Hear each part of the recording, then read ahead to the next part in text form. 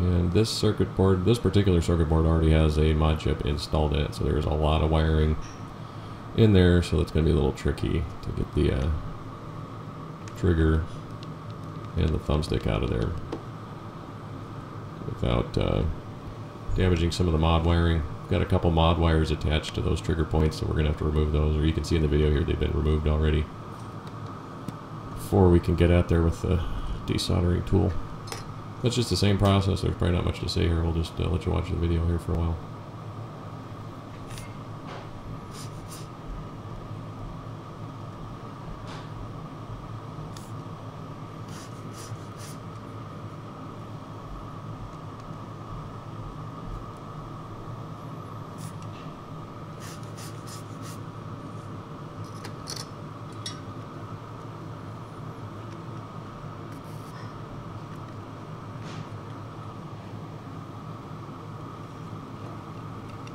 Same thing here where the desoldering tool kind of did a bad job. Wick, again, the solder wick would come in handy here, or the flux. Just trying to get those pins loose.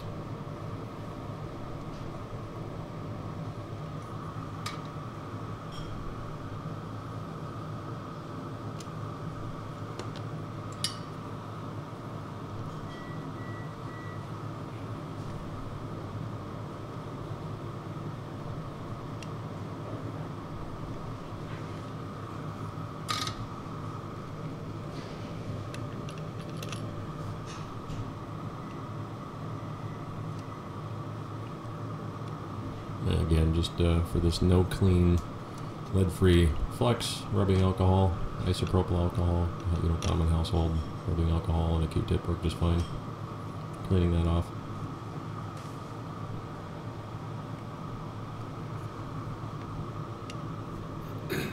Again, the same thing. There's that little white clip holding the trigger on. You just gotta pop that off.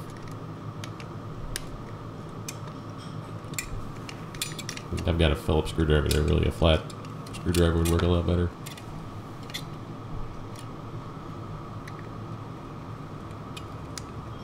And again, just kind of, once you get that plastic clip off, you just kind of want to wiggle at the trigger mechanism. You can kind of do it all at one time, wiggle the trigger mechanism and poke at those pins to get them to come through.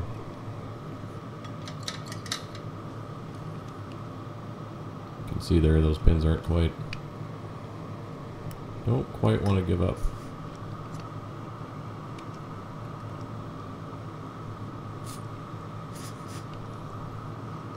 There's a lot of different stuff you can do. You can try all the different tools, really. It's different stuff's going to work for different people.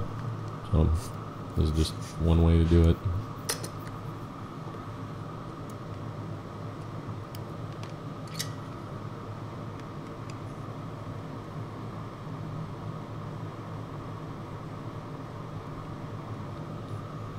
Yeah, that game fell right out that time. Now we can access those solder points to get the thumbstick mechanism removed. Again, all that other wiring for the mod chip.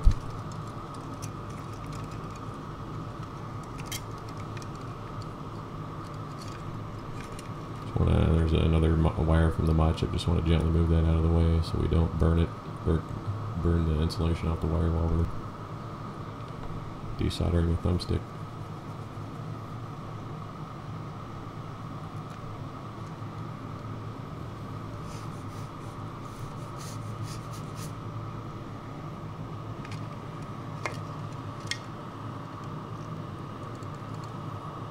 Yeah, again, I really needed some breakfast here. I got the shakes pretty bad at this point. I keep getting my head in the way of the camera too here.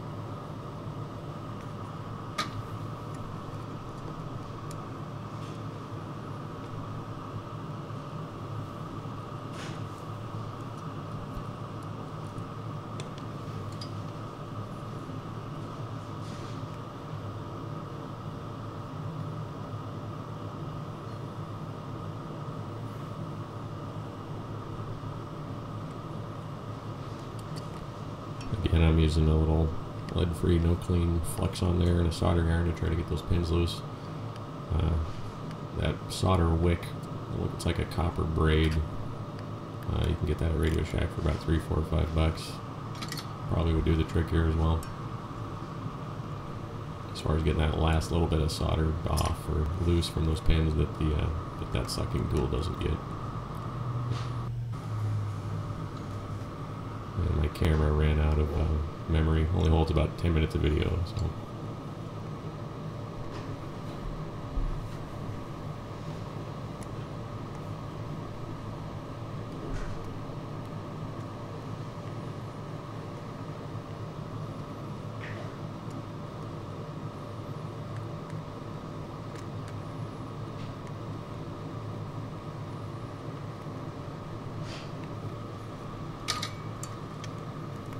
And finally, you can see all those pins are wiggling and free, and that thumbstick is ready to come out.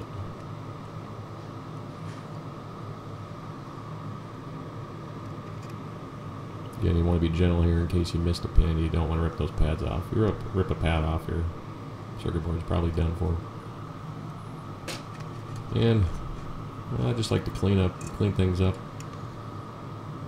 Get that solder to reflow so the pads are tinned. That's just the term they use when there's a little bit of solder on those pads. You want it to be tinned evenly. You're basically just getting this ready to accept the new thumbstick. Make sure the holes are clear so that your new thumbstick will slide right in.